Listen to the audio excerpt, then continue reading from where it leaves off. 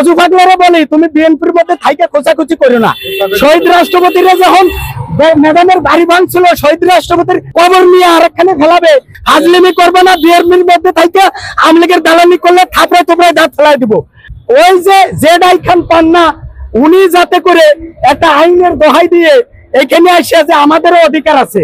আরে শহীদ রাষ্ট্রপতি জিয়া রহমানের যখন পদক কেড়ে নিছিল তখন তোমার আইন কোথায় ছিল? ফজু পাগলারে বলি তুমি বিএনপির মধ্যে থাইকে খোঁচাখুচি করো না। শহীদ রাষ্ট্রপতিরা যখন ম্যাডামের বাড়ি ভাঙছিল, শহীদ রাষ্ট্রপতির কবর নিয়ে আরেকখানে ফেলাবে, তার বিধবা স্ত্রীর বাড়িঘর ভাঙছিল, তখন তোমার মুখ কোথায় ছিল?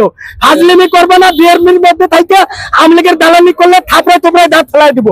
আপনাকে তো দেখলাম ভাই প্রশ্ন করবেন না, বিশেষ করে বড় সাংবাদিক যারা তারা প্রশ্ন করার অনুমতি আছে, আর যারা এমনি ছোট সাংবাদিক তারা প্রশ্ন করেন না, তারা এমনি নেন।